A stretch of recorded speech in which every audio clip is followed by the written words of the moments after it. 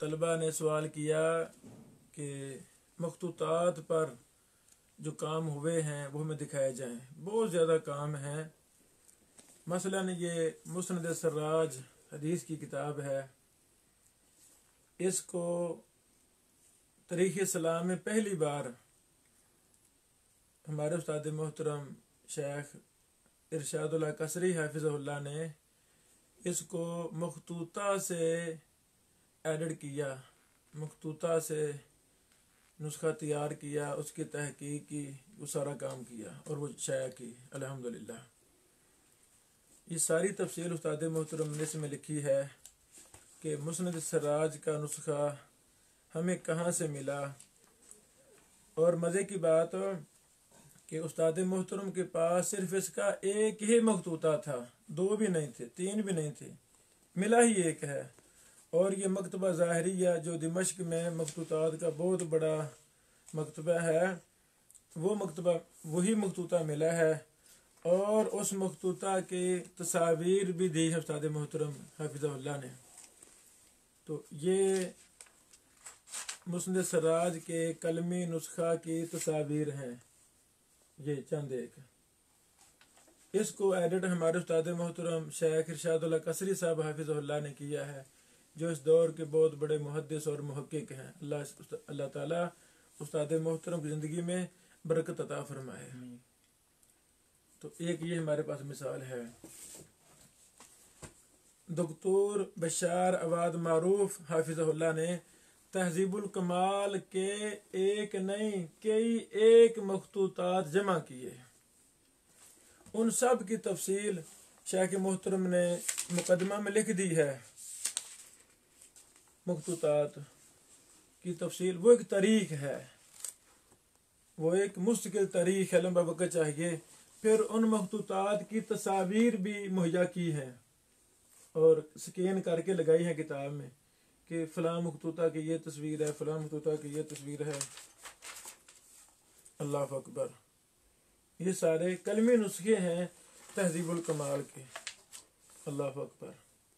اور یہ بہت ہی اچھا کام کیا ہے دکتور بشار عواد معروف حافظ اللہ نے. اور دکتور بشار عواد معروف حافظ اللہ کی جتنے بھی تحقیقات ہیں، ان کا یہ وصف ہے یہ مخطوطہ پر تحقیق کرتے ہیں. وہ کتابیں چھپی بھی ہوئی ہیں، یہ بھی چھپی ہوئی کتاب تھی نا پہلے بھی، تو اور بھی کتابیں چھپی ہوئی ہیں.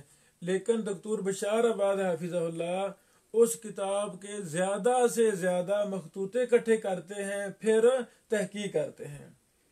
یعنی ہمارے دور کے مخطوطات کے ماہرین میں سے ایک شخص جن کی بڑی خدمات ہیں، ایک تاریخ ہے خدمات کی، وہ ہیں دکتور بشار عواد معروف حافظ اللہ. یہ میرے ہاتھ میں سنن ابی داود ہے. شیخ البانی رحمہ اللہ کے شاگرد اسام موسیٰ ہادی حافظ اللہ، ان کا بھی یہ طریقہ ہے. جس بھی کتاب پر کام کرتے ہیں اس کے زیادہ سے زیادہ مخطوطے اکٹھے کرتے ہیں. اللہ اکبر. بڑی اچھی بات ہے. مثلا ابو داود کے 9 قلمی نسخوں پر انہوں نے کام کیا ہے. 9 مخطوطے اکٹھے کیے ہیں، پھر ان کو جمع کیا ہے، تقابل کیا ہے، جو کمی بیشی تھی وہ ساری اس میں تفصیل جمع کر دی ہے. اللہ اکبر. اور ان 9 مخطوطات کے انہوں نے تصویریں بھی شروع میں لگا دی ہیں. یہ سبحان اللہ، ایمان تازہ ہو جاتا ہے ان تصویروں کو دیکھ کر. کتنے خوش قسمت وہ محدثین مصنفین ہیں جن کے سامنے اصل مخطوطے ہوتے ہیں. سبحان اللہ. یعنی اب اسام موسیٰ ہادی حافظ اللہ نے محنت کر کے یہ مخطوطے جمع کیے ہیں اور پھر سنن ابی داود کا نسخہ تیار کیا ہے. یہ سارے قلمی نسخے ہیں، ان کے سکین کیے ہوئے ہیں. سبحان اللہ. یہ سارے یعنی ابو داود کا بہترین نسخوں میں سے ایک نسخہ وہ شیخ اسام موسیٰ ہادی حافظ اللہ کا ہے. یہ احادیث پر تحقیق شیخ البانی کی ہی لگاتے ہیں. یعنی جو حکم لگے ہوئے ہیں ابو داود کے اندر सुनने अरबा शाह की तहकीक छप चुकी है, और भी किताबें बुलूगुल मराम वगैरह वगैरह छप चुकी हैं कि ये किताबें। तो हर किताब इसाम मूसा हादी हाफिज़हुल्लाह वो मखतूतात इकट्ठे करते हैं, फिर उस पर तहकीक करते हैं। ये सुनन इब्न माजा भी इसाम मूसा हादी हाफिज़हुल्लाह की तहकीक से छपी है। इसमें भी उन्होंने 7 कलमी नुस्खों को इकट्ठा किया है। कैसी बात है, 7 नुस्खों को, मखतूताओं को इकट्ठा करके उस पर तहकीक की है और एक नुस्खा तैयार किया है। और ये बहुत अच्छा वसफ है।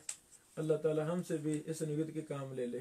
अल्लाह ताला कादिर है, हमारी भी शरह सदर फरमा दे, मखतूतात के हवाला से कोई ऐसी किताब हमें दे दे, या कोई हमारे भाई आप कोई हमें मुतले करें कि फ़लाँ हदीस की किताब मखतूत है, हम उसको उसके मखतूत इकट्ठे करें, फिर उसको एडिट करें, तहकीक करें, उसको फिर शाया करें।